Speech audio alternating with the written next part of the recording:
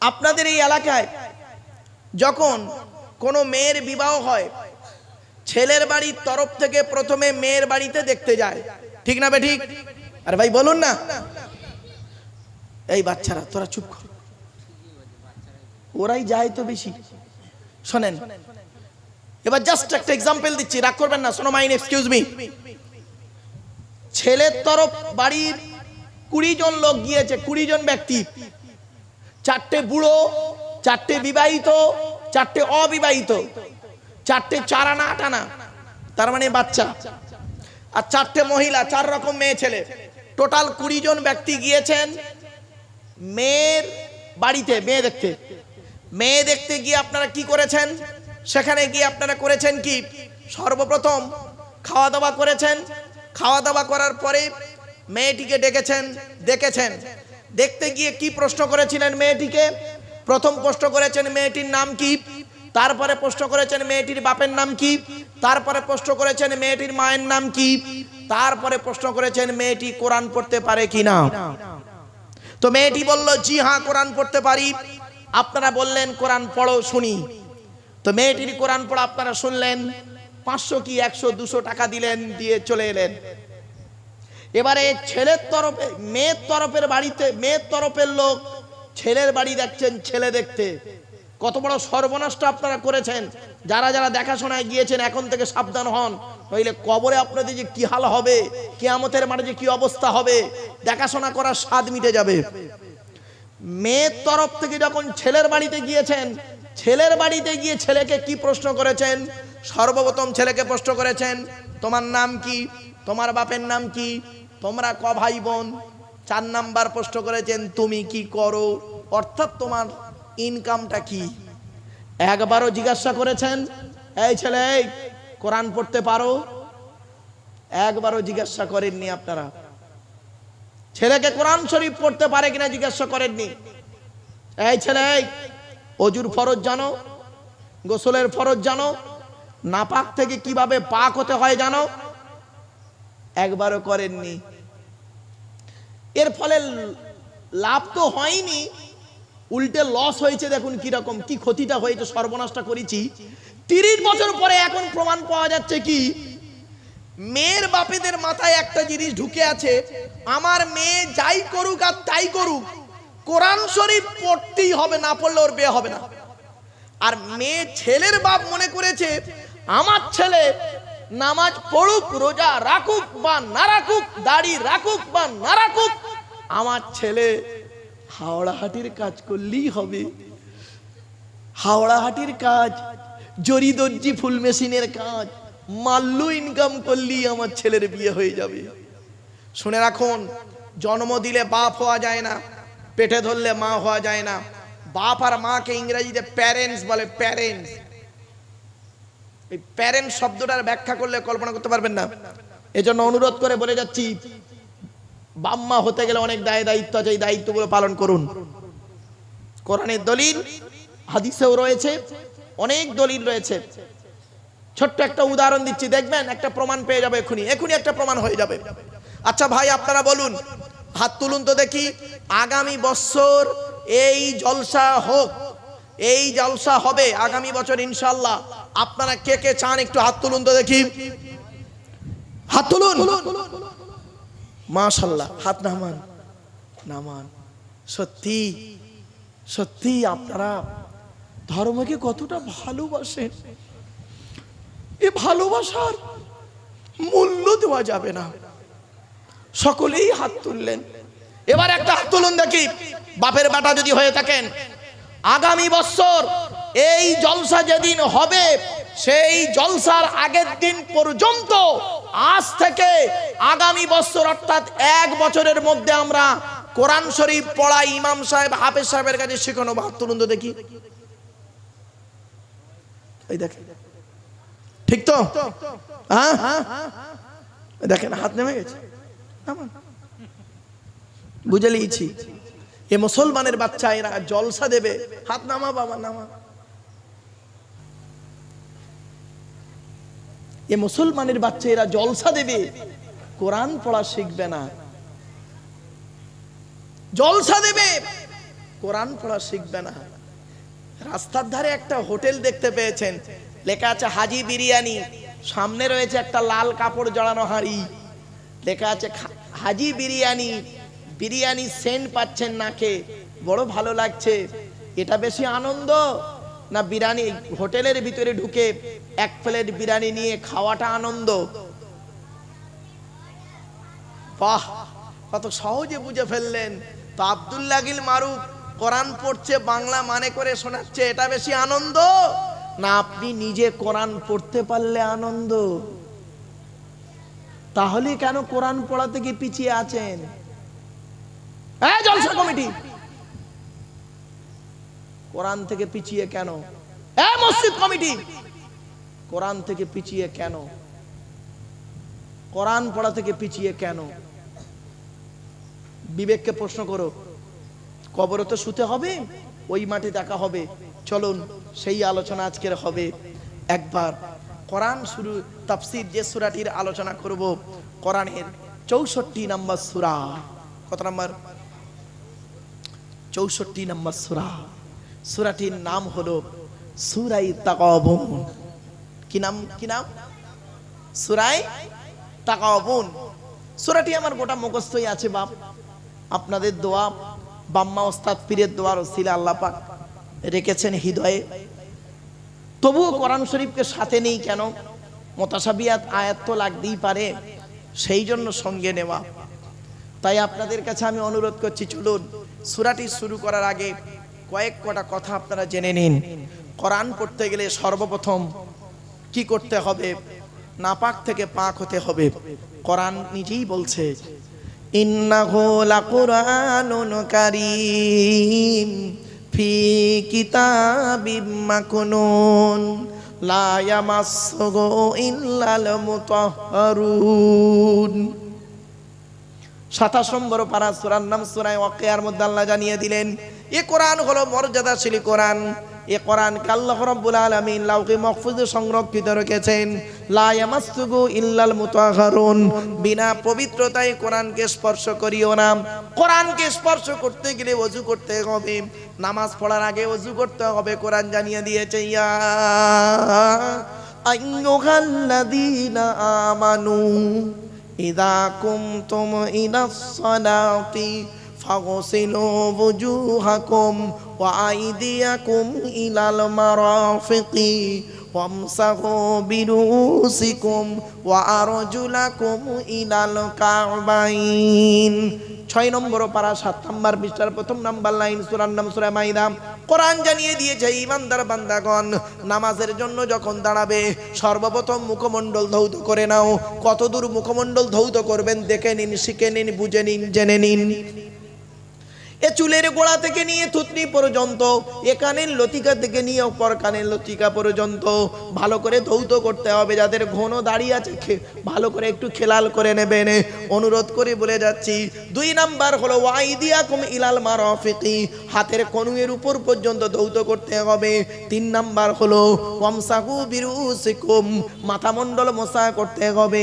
4 number হলো ওয়ারজুলাকুম ইলাল কাবাইন, পায়ের গাঁটের উপর পর্যন্ত ধৌত করতে হবে।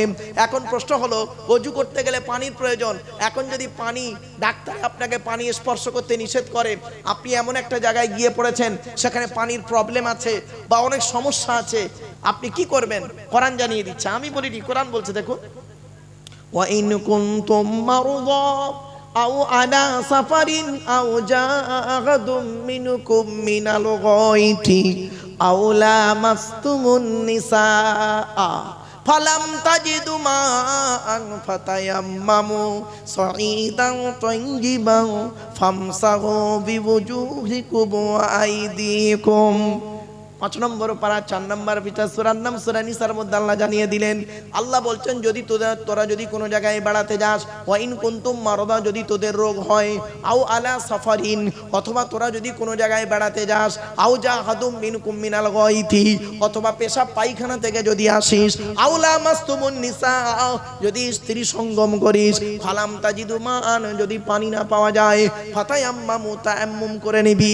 কিসের দ্বারা তায়াম্মুম করবেন? কোরআনকে প্রশ্ন করুন, কোরআন উত্তর দিয়ে দিচ্ছে সঈদান তয়্যিবান, পাক মাটি দ্বারা তায়াম্মুম করবি।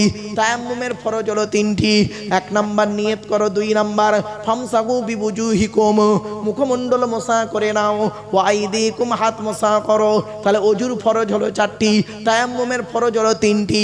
আর একটা ফরজ বলবো, সেটা হলো কি জানেন, গোসলের ফরজ হলো 3টি। 1 নাম্বার গড়গড়া সহ কুল্লি করা, 2 নাম্বার নাকের নরম গোস্ত পর্যন্ত পানি পৌঁছানো, 3 নাম্বার সারা শরীরটাকে ভালো করে ধৌত করা। এই আমরা নাপাক থেকে পাক হয়ে গেলাম, এবারে কোরআন পড়তে শুরু করব। কোরআন বলছে শোন, আমাকে পড়ার আগে তোর কয়েকটা কাজ করতে হবে। কোরআন বলছে ইজা করাআতাল কুরআন ফাস্তাইজ বিল্লাহি মিনাশ শাইতানির রাজিম। 14 নম্বর পারা 17 নম্বর পৃষ্ঠার 8 নম্বর লাইন, সূরার নাম সূরা নাহলের মধ্যে আল্লাহ জানিয়ে দিলেন ইজা করাআতাল কুরআনা।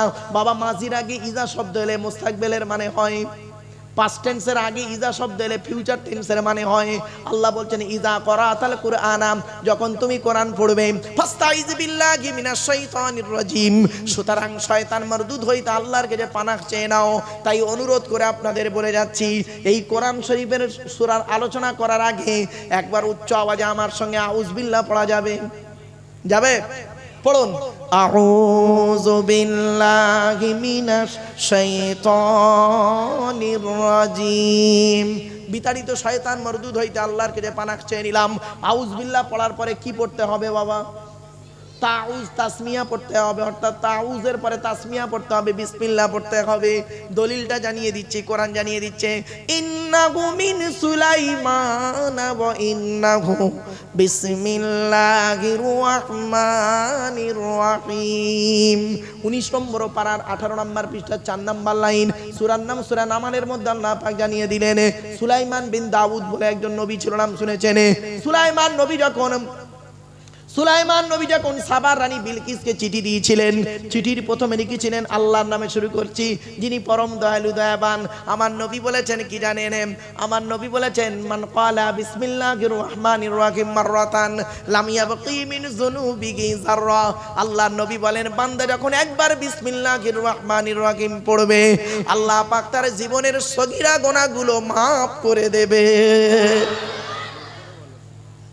তো আমার বাপের একবার বিসমিল্লাহ পড়া যাবে? হ্যাঁ, পড়ুন, বিসমিল্লাহির রহমানির রহিম। আল্লাহর নামের সঙ্গে যিনি পরম দয়ালু দয়াবান। আমি শুরু করছি, আরবিটা নেই বাবা, ওখানে ধরে নিতে হয়, আবদাউ বা আশরাউ ধরে নিতে হয়। এবার আসছি কেন বিসমিল্লাহ পড়লেন শুনে নিন। আল্লাহর নবী বলেছেন ইজা ক্বালাল আবদু বিসমিল্লাহির রহমানির রহিম ইয়াযুবুশ শাইতানু কামা ইয়াযুবুর রাসাসু ফিন্নার। আল্লাহর নবী বলেন, বান্দা যখন বিসমিল্লাহির রহমানির রহিম পড়বে, শয়তান এমন ভাবে গলে যায়, সরে যায়, যেমন নাকি আগুনে সীসা গলে যায়। আপনি কেন বিসমিল্লাহ পড়বেন শুনে নিন। আল্লাহ নবী বলেছেন কুল্লু আমরিন জিবাদিন লাম ইউবদা বিসমিল্লাহির রহমানির রহিম ফাহুয়া আফতার। আল্লাহ নবী বলেন, প্রত্যেকটা কাজ যখন শুরু করবে বিসমিল্লাহ দিয়ে শুরু করবে। আর বিসমিল্লাহ ছাড়া যদি কোনো কাজ শুরু করেছো, ওতে কোনো বরকত পাবে না, ওটা হবে লেজ কাটাম। তাই আপনাদের করজোড়ে বলে গেলাম, আউযু বিল্লাহ বিসমিল্লাহটা পড়িয়ে নিলাম। এবারে আসছি যে সূরাটির আলোচনা করব, সেই সূরাটির নাম হলো সূরা তাগাবুন। কি বললাম? সূরা তাগাবুন কোরআনের 64 নম্বর সূরা, সূরার নাম সূরা তাগাবুন। এই সূরার ভিতরে দুটো রুকু রয়েছে, আর কি আছে জানেন? 18টা আয়াত রয়েছে। এক একটা আয়াতের ব্যাখ্যা যদি 10 মিনিট করে করি, 180 মিনিট সময় লাগবে। এক একটা আয়াতের ব্যাখ্যা যদি 10 মিনিট করে করি আমি, 180 মিনিট সময় লাগবে। তা আপনাদের অত সময় দিতে হবে না, খুব তাড়াতাড়ি শেষ করে দেবো। খুব বিল্লাফ তরজমা করে সংক্ষিপ্ত তাফসীর, সংক্ষিপ্ত আলোচনা শেষ করে দেবো, চিন্তা নেই। অনেক কাজও রয়েছে। আমার পরবর্তী বক্তা তিনিও আবার আসবেন ফুরফুরা শরীফ থেকে, আওলাদে মুজাদ্দিদুজ্জামান, তিনি আসবেন, তার জ্ঞান গর্ব বক্তব্য আপনারা শুনবেন। তো আসুন আমরা শুরু করে দিই সূরার আলোচনা। এই সূরার মধ্যে রয়েছে কি জানেন? ব্যাপক আলোচনা। আলোচনাটা কি করলেই বুঝতে পারবেন। সূরা তাগাবুন মদিনায় নাজিল হয়েছে। আর এই সূরা তাগাবুনের ভিতরে অনেক দিকের আলোচনা রয়েছে। চলুন সূরা তাগাবুনের প্রথম আয়াতটি পড়ি। আল্লাহ নিজেই বলছেন, ইউসাব্বিহু লিল্লাহি মা ফিস সামাওয়াতি ওয়াল আরদি লাহুল মুলকু ওয়া লাহুল হামদু ওয়া হুয়া আলা কুল্লি শাইইন কাদির। সাব্বাহা ইউসাব্বিহু তাসবিহান বাবে তাফঈল থেকে এসেছে। বাপের আল্লাহর কোরআন জানিয়ে দিয়েছে, ইউসাব্বিহু লিল্লাহি মা ফিস সামাওয়াতি ওয়াল আরদি, আসমানে পৃথিবী জমিনে যা কিছু আছে সকলে আল্লাহ পাকের তাসবিহ যাপন করে। গাছ কিভাবে আল্লাহকে ডাকে, মাছ কিভাবে আল্লাহকে ডাকে, হরিণ কিভাবে আল্লাহকে ডাকে, পিঁপড়ে কিভাবে আল্লাহকে ডাকে, এ দেখার ক্ষমতা আল্লাহ পাক সকলকে দেয়নি। তাই এই আয়াতের তাফসীর অন্য আয়াত দিয়ে হয়, শুনে রেখে দিন। কোরআনের তাফসীর কোরআন দিয়ে হয়, কোরআনের তাফসীর হাদিস দিয়ে হয়। কোরআনের তাফসীর কোনোদিন মন গড়া করা যায় না। আল্লাহর নবী বলেছেন, মান ফাসসারাল কুরআনা বিরাইহি ফালিয়াতাবাওয়াহু মাকআদাহু মিনান নার। আল্লাহর নবী বলেন, কোরআনের তাফসীর যদি কেউ নিজের মন গড়া করে তার ঠিকানা হবে জাহান্নাম। এজন্য কোরআনের আয়াতের তাফসীর কোরআন দিয়ে হয়। তো আমি বেশ কিছু আলোচনা করব আজকে। কোরআনের আয়াতের তাফসীর কোরআন দিয়ে হবে, আবার কোরআনের আয়াতের তাফসীর হাদিস দিয়ে হবে। চলুন কোরআনের তাফসীর কোরআন দিয়ে কেমন দেখুন। আল্লাহ বললেন, আল কারিয়া মহাপ্রলয়, মাল কারিয়া মহাপ্রলয়টা কি? ওমা আদরাকা মাল কারিয়া। নবী তুমি কি জানো মহাপ্রলয়টা কি? নবী চুপচাপ। আল্লাহ নিজেই বলে দিচ্ছেন জিবরাইলের মাধ্যমে, ইয়াউমা ইয়াকুনুন নাসু কাল ফারাশিল মাবসুস ওয়া তাকুনুল জিবালু কাল ইহনিল মানফুস ফাআম্মা মান সাকুলাত মাওয়াজিনুহু ফাহুয়া ফি ঈশাতির রাদিয়া ওয়া আম্মা মান খাফফাত মাওয়াজিনুহু ফাউম্মুহু হাবিয়া ওয়া মা আদরাকা মা হিয়া নারুন হামিয়া। কোরআনের তাফসীর কোরআন দিয়ে হয়। ইন্না আনজালনাহু ফি লাইলাতিল কদর ওয়া মা আদরাকা মা লাইলাতুল কদর। হে নবী, আমি কোরআন নাযিল করেছি লাইলাতুল কদরের রাতে। নবী তুমি কি জানো লাইলাতুল কদরের রাতটা কি? নবী চুপচাপ। আল্লাহ নিজেই বলে দিচ্ছেন লাইলাতুল কদরটা কি। লাইলাতুল কদরি খায়রুম মিন আলফি শাহর। ওই লাইলাতুল কদরের রাতটা হলো হাজার মাস অপেক্ষা উত্তম রাত। ওই রাতে কি হয়? ওই রাতে কি হয় কোরআন বলছে, নবী জানো ওই রাতে কি হয়? তানাজ্জালুল মালাইকাতু ওয়ার রূহু ফিহা বিইযনি রাব্বিহিম মিন কুল্লি আমরিন সালাম হিয়া হাত্তা মাতলাইল ফাজর। এই জন্য বলি কোরআনের তাফসীর কোরআন দিয়ে হয়। তা এই আয়াতের তাফসীর কোরআন দিয়ে হচ্ছে। দেখুন আল্লাহ বললেন, ইউসাব্বিহু লিল্লাহি মা ফিস সামাওয়াতি ওয়াল আরদি, আসমানে পৃথিবী জমিনে যা কিছু আছে সকলে আল্লাহ পাকের তাসবিহ যাপন করে। এই আয়াতের তাফসীর অন্য আয়াত দিয়ে কেমন হচ্ছে দেখুন, তুসাব্বিহু লাহুস সামাওয়াতু সাবউ ওয়াল আরদু ওয়া মান ফীহিন ওয়া ইন মিন শাইইন ইল্লা ইউসাব্বিহু বিহামদিহি ওয়ালাকিন লা তাফকাহুনা তাসবিহাহুম। 15 নম্বর পারার 5 নম্বর বিটা সূরার নাম সূরা বানী ইসরাঈল। আল্লাহ পাক বলে দিয়েছেন, আসমানে পৃথিবী জমিনে যা কিছু আছে সকলে আল্লাহ পাকের তাসবিহ যাপন করে। তোদের মধ্যে খুব কম লোক আছে তাদের তাসবিহ গুলো বুঝতে পারেন। সকলের আমি আল্লাহ সেই চোখ দান করিনি, সেই চোখ আল্লাহ সকলকে দান করেনি। সেই চোখ দান করে যে কাদেরকে শুনে নিন, নবীদেরকে আল্লাহ পাক সেই চোখ দান করেছেন। গাছ কিভাবে আল্লাহকে ডাকে, মাছ কিভাবে আল্লাহকে ডাকে, হরিণ কিভাবে আল্লাহকে ডাকে। একটা ছোট্ট উদাহরণ দিচ্ছি, মৌমাছি কিভাবে আল্লাহকে ডাকে শুনে রেখে দিন। আল্লাহর নবী মুহাম্মদ সাল্লাল্লাহু আলাইহি ওয়াসাল্লাম, আচ্ছা আপনাদেরকে এটা বলিনি, নবী হতে গেলে তার শর্ত কটা? নবীদের পরিচয় হলো 3টে। কটা কটা কটা? আল্লাহর পরিচয় হলো 4টে, নবীদের পরিচয় হলো কটা? 3টে। কি কি? 1 নাম্বার, যিনি নবী হবেন তার চরিত্র উত্তম হতে হবে। এজন্য পৃথিবীতে যত নবী এসেছেন প্রত্যেক নবীর চরিত্রকে আল্লাহ পাক উত্তম করে পাঠিয়েছে। জোরে বলুন। 2 নাম্বার, যিনি নবী হবেন তার উপরে আল্লাহর তরফ থেকে ওহী নাযিল হতে হবে। 3 নাম্বার, যিনি নবী হবেন তার দ্বারাই মুজিজা বা অলৌকিক ঘটনা ঘটতে হবে, 1টা হোক বা 50টা হোক। তো পৃথিবীতে যত নবী এসেছেন প্রত্যেক নবীর মাধ্যমে আল্লাহ পাক 1 থেকে 50টার ভিতরে মুজিজা দেখিয়েছেন। কিন্তু আমার নবী, বিশ্ব নবী মুহাম্মদ সাল্লাল্লাহু আলাইহি ওয়াসাল্লামের মুহাম্মদ সাল্লাল্লাহু আলাইহি ওয়াসাল্লামের মাধ্যমে আল্লাহ পাক এই পৃথিবীতে 1000-এরও বেশি মুজিজা দিয়েছেন। সেই 1000 মুজিজার ভিতরে সর্বশ্রেষ্ঠ হলো এই কোরআনুল মাজিদ নাজিল করা। জোরে বলুন সুবহানাল্লাহ। কটা জানেন? কটা মুজিজা বলতে পারবেন? গোটা 50টা গুলে গেলে বলতে পারবেন? চলুন এই 1000 মুজিজার ভিতরে একটা মুজিজা আপনাদের বলি। আল্লাহর নবী একদিন দাঁড়িয়ে আছেন, মৌমাছির একটা দল যাচ্ছে উড়ে উড়ে, মৌমাছির দল ঝাঁক যাচ্ছে। আল্লাহর নবী করলেন কি, মুহাম্মদ সাল্লাল্লাহু আলাইহি ওয়াসাল্লাম বললেন, এই মৌমাছির দলেরা দাঁড়িয়ে যাও। মৌমাছির দলগুলো দাঁড়িয়ে গেল। সঙ্গে সঙ্গে নবীজি বলছেন, এই মৌমাছিরা, আমি তোমাদেরকে একটা প্রশ্ন করব। প্রশ্নটা হলো এটাই, তোমরা বিভিন্ন রকমের ফল আর ফুল থেকে খাবার সংগ্রহ করো। অনেক খাবার মিষ্টি, অনেকটা টক, অনেকটা তিতো, অনেকটা ঝাল, অনেকটা কষা। তোমাদের পেটের মধুটা কিভাবে মিষ্টি হয় বলো?